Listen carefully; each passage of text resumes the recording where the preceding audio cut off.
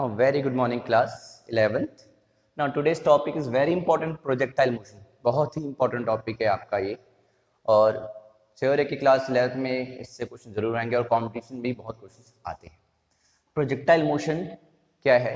जब हम किसी ऑब्जेक्ट को थ्रो करते हैं, ठीक है। अब यहाँ पे कौन सी फोर्स है? Gravitation force. मैंने जब ऑब्जेक्ट को थ्रो किया तो थ्रो करने के बाद क्या हुआ? वो object under the action of gravity move करेगी। Under the action of gravity means throw करूँ तो सीधा नहीं जाएगी ना, ऐसे करके नीचे जाएगी, तो दैट इज प्रोजेक्टाइल मोशन। और जो पाथ ऐसे जाके बॉल जाएगी, जो पाथ कवर करेगा वो ऑब्जेक्ट, उसको क्या कहेंगे? ट्रेजेक्ट्री। उसको कहेंगे ट्रेजेक्ट्री। अब देखते हैं इसमें इक्वेशन मोशन अप्लाई करते हैं। कितना टाइम लगा उसको? What is time of flight? Throw करने के बाद कितने टाइम के बाद वो ग्राउंड को हिट करेगी, यानी कितने टाइम के लिए वो एयर पे थी, यानी फ्लाइट ऑफ जो टाइम है that is time of flight क्या होगा। और क्या फाइंड करना है इसमें? इसमें ये फाइंड करना है कि कितनी वेलोसिटी से ग्राउंड को हिट करेगी। अब देखो, एक प्लेन में है तो वेलोसिटी के दो कंपोनेंट होंगे, हॉरिजॉन्टल और वर्टिकल। तो किसी इंस्टेंट ऑफ टाइम पे क्या वेलोसिटी होगी, ये सब हमें इक्वेशन मोशन की हेल्प से और वेक्टर के कंसेप्ट से समझना होगा। तो आ जाते हैं हमारे टॉपिक पे, प्रोजेक्टाइल मोशन। इसमें दो केसेस हमें स्टडी करने हैं क्लास 11 सीबीएसई कोर्स के according. First one, when an object thrown horizontally from given height. तो लेट हाइट क्या होती है? वर्टिकल। तो वर्टिकल लाइन को y एक्सिस ले लिया और हॉरिजॉन्टल x एक्सिस ले लिया। मान लेते हैं कि ये हाइट h है, ये h हाइट से, ओके, ये रेफरेंस पॉइंट यानी ग्राउंड मान लेते हैं, यहाँ से रेफरेंस पॉइंट से h हाइट से किसी ऑब्जेक्ट को हॉरिजॉन्टली थ्रो किया, तो ये है आपकी उस ऑब्जेक्ट की हॉरिजॉन्टल वेलोसिटी। और वेक्टर फॉर्म में कहें तो ये वेलोसिटी u वेक्टर जो होगी सिर्फ x कंपोनेंट होगा, वर्टिकल तो थ्रो नहीं कर रहे, तो आप इसको u i कैप कह रहे हैं, तो ये इसका x कंपोनेंट u होगा, ux u होगा। uy वाला टर्म क्या होगा? 0 j कैप। तो ux u है और uy 0 है, तो u वेक्टर का मॉड u है। वेक्टर का कंसेप्ट भी लगा रहा हूँ मैं इसमें। अब इसके आगे क्या होगा? बॉल पे ग्रेविटेशन फोर्स लग रहा है और हमने हॉरिजॉन्टली थ्रो किया है, तो ये बॉल कैसे जाएगी? ये पाथ जो है फॉलो करेगी। This path followed is trajectory. ये ट्रेजेक्ट्री है, इसी को ट्रेजेक्ट्री कहते हैं। अब इसमें इस पाथ को ही फॉलो कर रहा है y vertical line, x horizontal, तो इसमें इक्वेशन ऑफ मोशन भी तो होगी। ये कैसा मोशन? स्ट्रेट लाइन तो पाथ नहीं है, ये प्लेन में है। देखो ये प्लेन है एक, तो y एक्सिस और x एक्सिस के अकॉर्डिंग ये प्लेन, इस प्लेन में मूव करे। अब इस मोशन का इक्वेशन होगा, ये प्रोजेक्टाइल मोशन है, तो what is the equation of this projectile motion? तो पहले वही फाइंड करते हैं। Yes, what is the equation? Equation के लिए हमें यूज करना पड़ेगा this one, s is equal to ut plus half at square वाला फॉर्मूला। क्योंकि यहाँ पे y एक्सिस और x एक्सिस दोनों की बात कर रहे हैं, तो यानी ये फॉर्मूला दोनों डिस्प्लेसमेंट की बात करेंगे, यानी vertical displacement and horizontal displacement. तो पहले फॉर हॉरिजॉन्टल करते हैं। हॉरिजॉन्टल के लिए क्या होगा? हॉरिजॉन्टल और फिर वर्टिकल के लिए स्टडी करेंगे, ओके। तो हॉरिजॉन्टल डिस्प्लेसमेंट जो होगा s, वो x एक्सिस के टर्म में होगा, तो डिस्प्लेसमेंट s x के टर्म। इनिशियल वेलोसिटी देखो, इनिशियली आपने यहाँ से थ्रो किया ना, तो x के टर्म में तो है, u x कहेंगे तो जो ux होगा वो u पुट करेंगे। एक्सेलरेशन, हॉरिजॉन्टल एक्सेलरेशन, हॉरिजॉन्टली तो कोई फोर्स लग नहीं रहा ना, ग्रेविटी वर्टिकली लग रही है, तो हॉरिजॉन्टली फोर्स लग नहीं रहा, तो एक्सेलरेशन ax क्या होगी? 0। और टाइम तो स्केलर क्वांटिटी है, तो ना उसका हॉरिजॉन्टल ना ही कोई इसका वर्टिकल, तो टाइम को t ही लेंगे। देयरफॉर पुट करने पे क्या मिलेगा? x is equal to ut मिलेगा। तो आपका x कोऑर्डिनेट आ गया। अगर आपने 10 मीटर पर सेकंड की स्पीड से थ्रो किया है, तो 2 सेकंड के बाद x क्या आएगा? 20 मीटर। तो इस तरह आप x फाइंड कर सकते हैं। ना वर्टिकल की बात करते हैं, तो vertical displacement s equal to y, uy आप 0 लेंगे। क्यों? क्योंकि आपने हॉरिजॉन्टल लिया ना, यहाँ पे देखो 0 है, तो uy 0, इनिशियल वेलोसिटी वर्टिकली 0। हाँ, थ्रो करने के बाद एक्सेलरेशन वर्टिकल लगने की वजह से थ्रो करने के बाद कुछ t टाइम के बाद कुछ फाइनल वेलोसिटी आएगी, तो वो क्या होगी? तो आगे फाइंड कर लेंगे। फिलहाल एक्सेलरेशन क्या है? यहाँ वर्टिकली है, वो क्या होती है? ग्रेविटी की वजह से, तो g ले लेंगे वर्टिकली। और टाइम तो t ही रहेगा, और देयरफॉर यहाँ पे आ जाएगा y is equal to 0 into t plus half G T square. तो y इज इक्वल टू आया half G T square.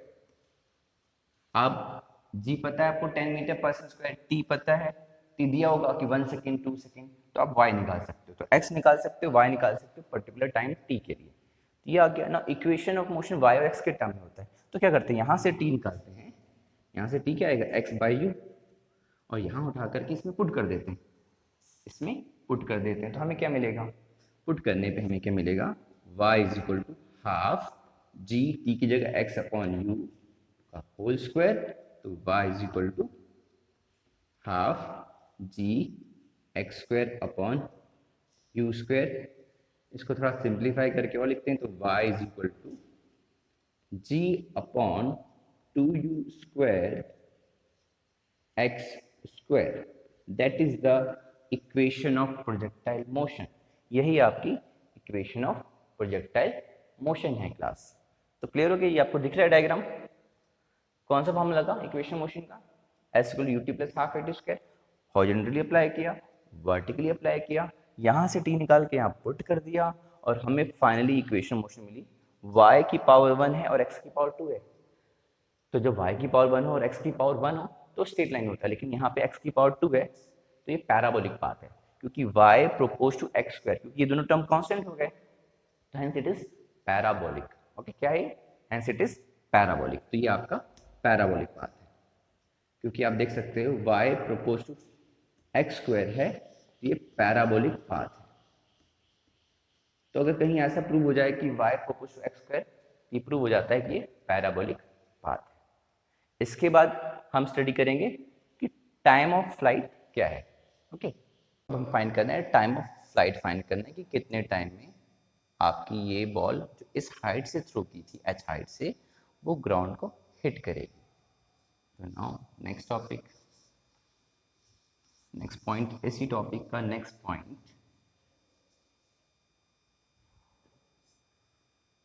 Find करने जा रहे हैं हम, time of flight. Time of flight को कैपिटल टी से लिखेंगे, यानी कितने टाइम में बॉल यहाँ से जाकर के इस ग्राउंड को हिट करेगी। तो अब हमारे पास 3 इक्वेशन मोशन है, v square u plus a t, s square u t plus half a t square, v square minus u square equal to 2as। कौन सा लगेगा, हमें गिवन है ना हाइट, और हमें टाइम के टर्म में फाइंड करना है, और acceleration due to gravity given है, that means second equation motion, we use this one.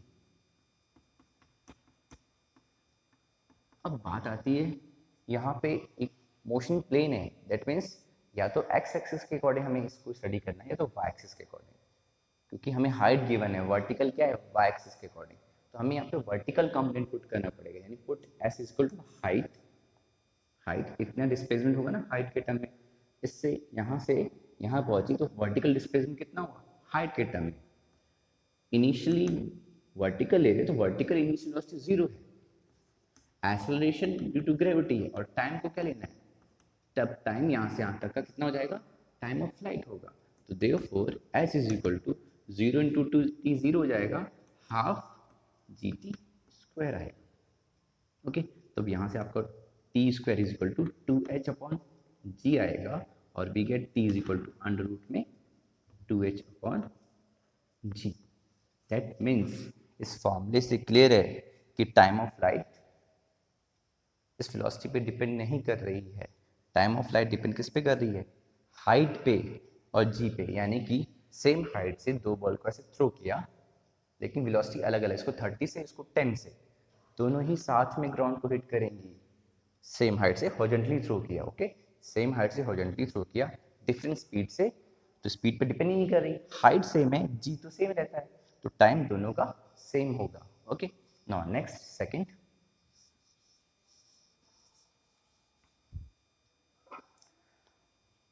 अब हमें फाइंड करना है हॉरिजॉन्टल रेंज।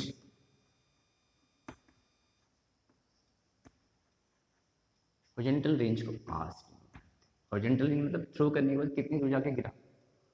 ये आपने सुना होगा इस मिसाइल की ग्राउंड टू ग्राउंड इतनी रेंज होती है, ये इतनी दूर जा सकता है, 3000 किलोमीटर तक जा सकता है, है ना, ये पाकिस्तान के उस कॉर्नर तक जा सकता है, ये चाइना के इधर तक पहुंच सकता है, इतना उसका जो है रेंज है। तो किसी चीज़ को थ्रो करें तो कितनी रेंज है आपकी, तो हॉरिजॉन्टल रेंज जो है वो हम फाइंड करें। रेंज ऐसे मेजर करते हैं ना हॉरिजॉन्टल, तो यहाँ भी इक्वेशन मोशन यूज होगा, लेकिन यहाँ पर हॉरिजॉन्टल में हॉरिजॉन्टल कॉम्पोनेंट यूज करना है, तो यहाँ पे डिस्प्लेसमेंट क्या होगा, देखो इस पोजीशन से ऐसे गया R displacement, horizontal displacement R हुआ, वेलोसिटी हॉरिजॉन्टल कितनी है, हॉरिजॉन्टल यानी आई कैप वाला हॉरिजॉन्टल यू है, यू वेलोसिटी से थ्रो किया, एक्सेलरेशन हॉरिजॉन्टल क्या है, जीरो, क्यों, हॉरिजॉन्टली कोई फोर्स नहीं लग रहा, वो तो ग्रेविटी नीचे लग रही है ना, तो हॉरिजॉन्टल एक्सेलरेशन तो जीरो, और टाइम ऐसे यहाँ से यहाँ तक जाने में कितना टाइम लगा, that is time of flight, तो टी को ले लेंगे कैपिटल टी, तो therefore R equal to U capital T half zero T square, तो जीरो टर्म जीरो हो जाएगा, R is equal to U T, और यू टी की वैल्यू, तो ये रेंज आ गया। तो हाँ, रेंज डिपेंड करता है कितनी वेलोसिटी से थ्रो किया, दो बॉल को डिफरेंट वेलोसिटी से थ्रो किया सेम हाइट से, ग्राउंड को हिट तो सेम टाइम में करेंगे, लेकिन रेंज किसका ज़्यादा होगा, जिसकी वेलोसिटी ज़्यादा होगी। तो now next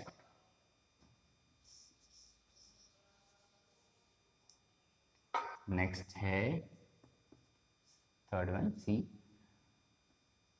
velocity at any instant of time, किसी टाइम पे आपको वेलोसिटी निकालने की, इस इंस्टेंट ऑफ टाइम पे कितनी वेलोसिटी होगी, तो v, वैसे तो v आपका u प्लस at होता है, ओके। अब यहाँ पे दो तरीके से v करना है, एक तो vx होगा जो कि ux प्लस ax t होगा, और दूसरा vy होगा, हॉरिजॉन्टल अलग वर्टिकल अलग, uy ay t होगा, vx is equal to ux कितना है, ux u है, ax हॉरिजॉन्टली जीरो, तो जीरो लिखने की जरूरत नहीं है, vy इस केस में uy जीरो है, तो zero, ay gravity G, time instant of time की बात करें, अगर पूछा जाए कितनी टाइम पे हिट किया, तो यहाँ से यहाँ तक टाइम कितना होगा, टाइम ऑफ फ्लाइट होगा, फिलहाल इंस्टेंट की बात करें तो इंस्टेंट टाइम स्मॉल टी के टाइम में, तो देयरफॉर v जो आया आपका वेक्टर फॉर्म में कहें तो vx आई कैप vy j कैप, यानी किसी इंस्टेंट ऑफ टाइम पे यहाँ पे वेलोसिटी ये टेंजेंशियल आता है, v वेक्टर क्या होगा, vx आई कैप vy j कैप होगा, vy, तो vx क्या है u आई कैप, vy क्या है gt j कैप, तो अब ये तो वेक्टर फॉर्म है, मैग्नीट्यूड क्या होगा, मैग्नीट्यूड होगा अंडर रूट में x कॉम्पोनेंट का स्क्वायर यानी u का स्क्वायर, y कॉम्पोनेंट का स्क्वायर यानी g स्क्वायर t स्क्वायर, ये velocity at instant of time आया।